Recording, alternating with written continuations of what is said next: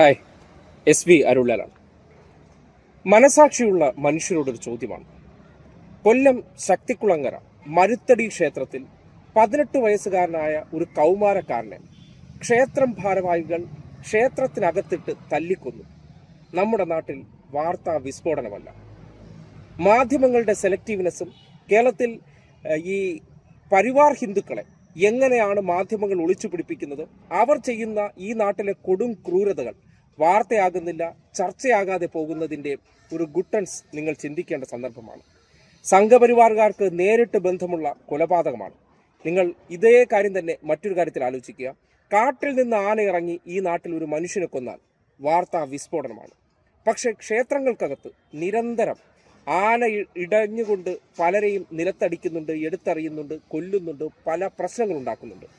പക്ഷേ ആ ജീവനുകൾ നഷ്ടപ്പെടേണ്ടതാണ്. കാട്ടിൽ നിന്ന് വന്നു കഴിഞ്ഞാൽ ഉത്തരവാദിത്വം സർക്കാരിന്. ഇതാരാണ് ഈ അജണ്ടയ്ക്ക് പിന്നിൽ? നമ്മൾ ചിന്തിക്കണ്ടേ? മനുഷ്യ മനസ്സിന് അല്ലെങ്കിൽ മനസാക്ഷിക്ക് കണ്ടു നിൽക്കാൻ പറ്റാത്തതായിരുന്നു ഹരികൃഷ്ണൻ എന്നൊരു 18കാരനെ ഈ കമ്മറ്റിക്കാർ ചേർന്ന് തല്ലിക്കൊല്ലുന്ന കാഴ്ച. ആ വീഡിയോ സെൻസിറ്റീവ് ആയതുകൊണ്ട് കാണിക്കുന്നില്ല. കഴിഞ്ഞ ദിവസം ഒരു വീഡിയോ കൊടുത്തിരുന്നു. ആ വീഡിയോ നിങ്ങൾ ശ്രദ്ധിച്ചതിൻ്റെ അടിസ്ഥാനത്തിൽ കേരളത്തിലെ എത്ര മാധ്യമങ്ങൾ അത് വാർത്തയാക്കി? ഇങ്ങനെയുള്ള സംഭവവികാസങ്ങൾ ആരാധനാലയങ്ങൾ കേന്ദ്രീകരിച്ച് ഏത് ഹിന്ദു, സനാതന ഹിന്ദുക്കൾ, അവർക്ക് താല്പര്യമില്ലാത്ത ഹിന്ദുക്കളെ തല്ലിക്കൊല്ലുന്ന ഈ കാഴ്ച, ക്ഷേത്രത്തിനകത്ത് വന്ന് കമ്മറ്റിക്കാർ മദ്യപിച്ച് മോശമായി പെരുമാറിയത് ചോദ്യം ചെയ്ത ഒരു 18കാരനെ തിരിച്ചു വിളിച്ചു വരുത്തി കൈക്കുഞ്ഞുമായി നിൽക്കുന്ന ഒരു സ്ത്രീയുടെ മുന്നിലിട്ട് പട്ടികല്ലെടുത്ത് തലയ്ക്കടിച്ച് കൊല്ലുക എന്ന് പറഞ്ഞാൽ അതിനോളം കൊടും ക്രൂരതയുണ്ടോ? അപ്പോൾ ക്ഷേത്രങ്ങൾക്കകത്ത് ഭക്തർ എന്ന പേരിൽ കടന്നുകൂടിയിരിക്കുന്നവർ യഥാർത്ഥ ഭക്തരാണോ അല്ലയോ എന്ന ചിന്ത അല്ലെങ്കിൽ ചോദ്യം ഉയരേണ്ട സന്ദർഭമാണ്. കേരളത്തിൻ്റെ മനസാക്ഷി ഉണർത്തേണ്ട ഈ ചോദ്യങ്ങൾ എന്തുകൊണ്ട് മാധ്യമങ്ങൾ മുക്കിക്കളഞ്ഞു എന്നതിനെ സംബന്ധിച്ച് ഒരു ചർച്ച ഉടലെടുക്കേണ്ടതല്ലേ? ഹരികൃഷ്ണൻ എന്നൊരു ചെറുപ്പക്കാരൻ്റെ നീതി ഉറപ്പിക്കാൻ വേണ്ടി കേരളത്തിലെ മാധ്യമങ്ങൾക്ക് താല്പര്യമില്ല. പ്രതികൾ അറസ്റ്റ് ചെയ്തോ എന്ന് ഇവർക്ക് അറിയേണ്ട കാര്യമില്ല. പോലീസ് അന്വേഷണത്തിൽ വീഴ്ചയുണ്ടോ എന്ന് ചർച്ചയില്ല. എന്തുകൊണ്ടാണ് ഇങ്ങനെ ഒരു സെലക്റ്റീവ്നെസ് ഉണ്ടാകുന്നത്? കേരളത്തിലെ മാധ്യമങ്ങളെ മുഴുവൻ സംഘപരിവാറുകാർ കൈയടക്കി വച്ചിരിക്കുന്നു എന്നതിൻ്റെ യഥാർത്ഥ കാഴ്ചയാണ്.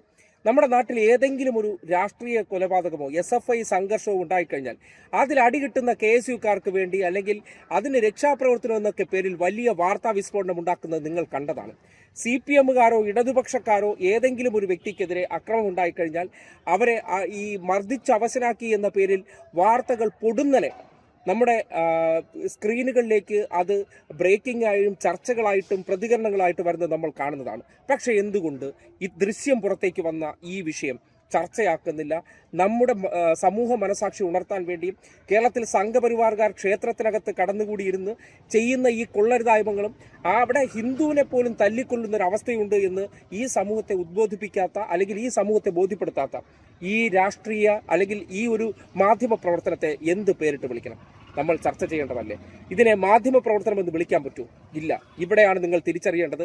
കേരളത്തിൽ വലതുപക്ഷ രാഷ്ട്രീയത്തിൻ്റെ വക്താക്കളായിട്ടുള്ള നിരവധി പേരെ കുത്തി നിറച്ചതാണ് മാധ്യമ സ്ഥാപനങ്ങൾ. അതിൻ്റെ മുതലാളിമാരെന്ന് പറയുന്നതും സംഘപരിവാറിൻ്റെ വക്താക്കളാണ്, സ്വാധീന വലയത്തിലുള്ളവരാണ്. അതുകൊണ്ടാണ് നമ്മുടെ നാട്ടിൽ ഇങ്ങനെ ഒരു കൊടും ക്രൂരകൃത്യം നടന്നതിന് ശേഷം ആ കുട്ടിയുടെ വീട്ടിൽ പോയി ഒരു പ്രതികരണം ഇതുവരെ എടുത്തിട്ടില്ല. ഇതിനെ സംബന്ധിച്ച് അന്വേഷിച്ച് പോയിട്ടില്ല. പ്രതികരണങ്ങൾ എടുക്കണ്ട, ചർച്ച ചെയ്യണ്ട. എന്തുകൊണ്ട് സംഭവിച്ചു? ചർച്ച ചെയ്യണ്ടേ നമ്മൾ?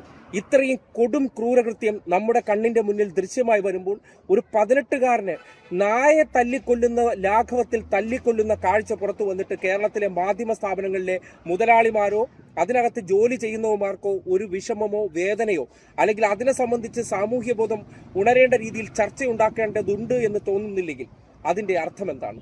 ഇവരെല്ലാം ചില കേന്ദ്രങ്ങൾ പർച്ചേസ്ഡാണ്.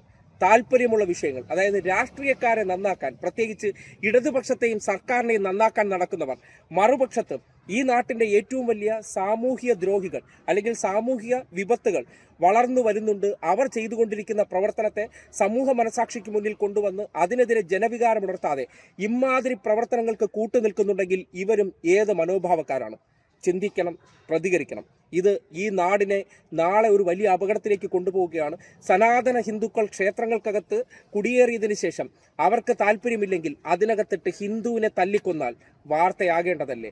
അങ്ങനെ ഹിന്ദു ഉണരൂ എന്ന് പറയുന്നവർ ഉണർത്തി ചില ഹിന്ദുക്കളെ തല്ലിക്കൊല്ലുന്ന ആ കാഴ്ചയും അതിൻ്റെ പ്രതികളാക്കപ്പെട്ടവരെ വീടന്വേഷിച്ചോ അല്ലെങ്കിൽ അവരുടെ ഫോട്ടോ സമൂഹത്തിൻ്റെ മുന്നിൽ പ്രദർശിപ്പിച്ചോ എന്തുകൊണ്ട് സമൂഹത്തിൻ്റെ മുന്നിൽ ആ വിഷയം ചർച്ചയാക്കുന്നില്ല എന്ന് പറഞ്ഞാൽ ചിന്തിക്കുക. ഇതിനകത്ത് കൃത്യമായിട്ട് രാഷ്ട്രീയമുണ്ട്. സംഘപരിവാറിനെ കേരളത്തിൽ വളർത്തുന്നതിന് പിന്നിലും കേരളത്തിലെ മാധ്യമങ്ങളുടെ ഹിഡൻ അജണ്ടയുണ്ട് എന്നതിൻ്റെ തെളിവാണ്. ചില കാര്യങ്ങളിൽ മാത്രം ഒരു കൊലപാതകമുണ്ടായാൽ അവരുടെ വ്രണം പൊട്ടി ഒലിക്കുന്ന അവസ്ഥയുണ്ടാകും. ചില കാര്യങ്ങളിൽ അവർക്ക് യാതൊരു വേദനയുമില്ല. ഒരു രാഷ്ട്രീയ കൊലപാതകമായിരുന്നെങ്കിൽ ഇന്നും അവർ പല പേരുകളും ഉയർത്തി പറയുന്നത് പോലെ ഹരികൃഷ്ണൻ എന്ന പേര് ഓർത്തിരിക്കാതിരിക്കാൻ വേണ്ടി ഇവർ ചെയ്യുന്ന ജാഗ്രത എത്ര തീവ്രമാണെന്നും സംഘപരിവാറിനെ സംരക്ഷിക്കുന്ന മാധ്യമ അജണ്ട എന്താണെന്നും നാട് തിരിച്ചറിയണം.